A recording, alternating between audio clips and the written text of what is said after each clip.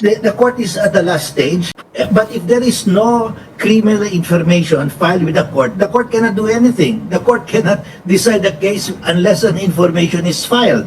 And up to today, no criminal information has been filed against Duterte for these thousands of extrajudicial killings. Imagine 4 na steps bago ako umabot sa korte. So saan nagkaroon ng bottleneck? Saan nagkaroon ng palya? Hindi nagkaroon ng palya sa korte. Kasi tumatakbo nga ang korte. Saan ang palya? Sa pulis at saka sa DOJ. Dahil una si pulis, pangalawa si DOJ nung panahon ni Duterte. Eh kung yung biktima hindi makapagreklamo sa pulis, kasi yung pulis ang gumawa paano siya magreklamo? Okay, pumunta na ho tayo ngayon dito sa interview ni Justice Carpio. Kahapon, merong inimbitahan na abogado na international law expert, si Attorney Alexis. Good job for him. In fairness kay Attorney Alexis kahapon, he's trying to be neutral. Pero he's just really firm on his legal opinion. O sabihin na natin na neutral talaga siya. Pero meron din isa pang may legal opinion, not to minimize the legal opinion of Attorney Alexis, pero kasi ito, naging justice ng Supreme Court. So, pakinggan natin yung sinabi ni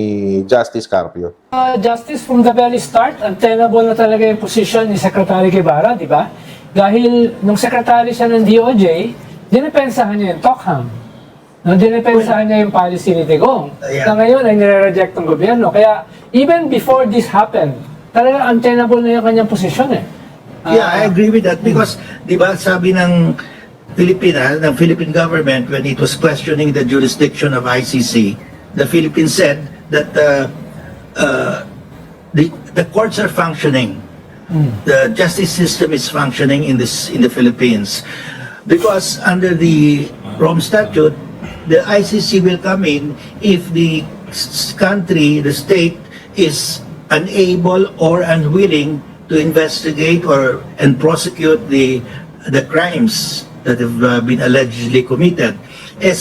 Sino ba yung in the justice system in the Philippines who will start the investigation, prosecution, and the judgment? The DOJ. The investigation is conducted by the police, PNP, and the NBI, who will conduct the preliminary investigation. Once the investigation by the police and NBI is completed, Si DOJ. that preliminary investigation is conducted by the DOJ. That was under Guevara. Tapos Under korte. the office of the president, that means under the control of President Duterte. So the first phase, criminal investigation under the control of President Duterte. The second phase, the preliminary investigation under the control of Guevara and ultimately the president. The third phase is to prepare the information and file it in court. Who does that? The DOJ under Guevara, and the president controls that. The fourth is the prosecution. Who does that? The DOJ under Guevara, and under the control of the president. The fifth phase is the decision, the judgment. That is solely the province of the court. So the court is at the last stage. But if there is no criminal information filed with the court cannot do anything. The court cannot decide the case unless an information is filed. And up to today, no criminal information has been filed against Duterte for these thousands of extrajudicial killings. So, Correct. Justice, who during the Duterte administration was responsible for the failure of the investigation and prosecution? It's Guevara. He was the head of the DOJ. And So untenable lang nga. that there is no jurisdiction. Precisely there is jurisdiction because he failed to investigate, and that means the government was unable and unwilling. And there's one more. Under the Supreme Court jurisprudence of the Supreme Court, the president during his term in office, while in office, cannot be sued civilly or criminally. So kahit anong gawin mo, a case cannot be filed against the president. That's Correct. why the Philippines is really unable to investigate and prosecute because our own jurisprudence says while in office, the president cannot be investigated or prosecuted. So what I'm saying is there is jurisdiction by the ICC because the complementarity rule is satisfied. Sa justice ngayon, ang reaction ng Malacanang, tinatanong si Solgen, are you still fit for the job? And there are calls for his resignation.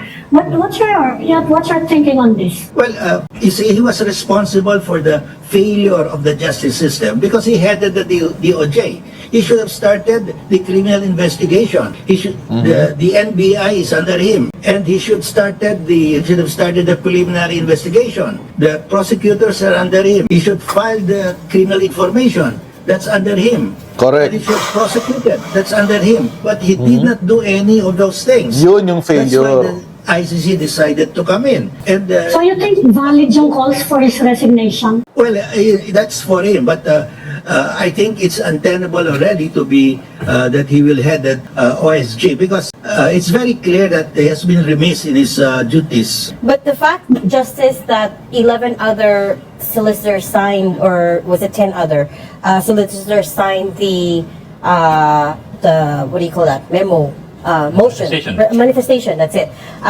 Does that matter? Kahit na ano? Well, there are several dozens of assistant solicitor generals in the OSG, and of course those assistants will sign because the boss asked them to sign. So hindi necessarily that, like, it's not like okay, here's the office of the Solicitor General coming together as a united front saying they are recusing themselves. Hindi siya institutional. Well, even if they all leave or resign, the office of the OSG will still continue. There are hundreds of them there. Well, I think, sir, what Reg is asking is what if there was a consensus within Within OSG. OSG that this is the best course for the Philippine government? Well, that's speculative because there is no consensus. No, I mean, we don't have to answer that because that's not a fact. That did not Yes, sir. happen. Naiintindihan ako, mga kotsero. Kaya nagtataka ako kahapon. O sige, meron si Ayon na pabor sa posisyon niya. Sana, para in the interest of fairness and neutrality, dapat magsama din siya ng isang abogado na magpapaliwanag na kontra doon sa kanyang posisyon. At ito pa, merong nandoon si Sec Boying. Hindi siya pinagsalita, di ba, tungkol doon sa sa legality ng surrender. Hindi siya pinagsalita, di ba? Yun. Tapos may sinasabi pa si Cayetano na time frame, as if hindi binigyan ng 12 oras itong si Rodrigo Duterte para pumunta sa korte.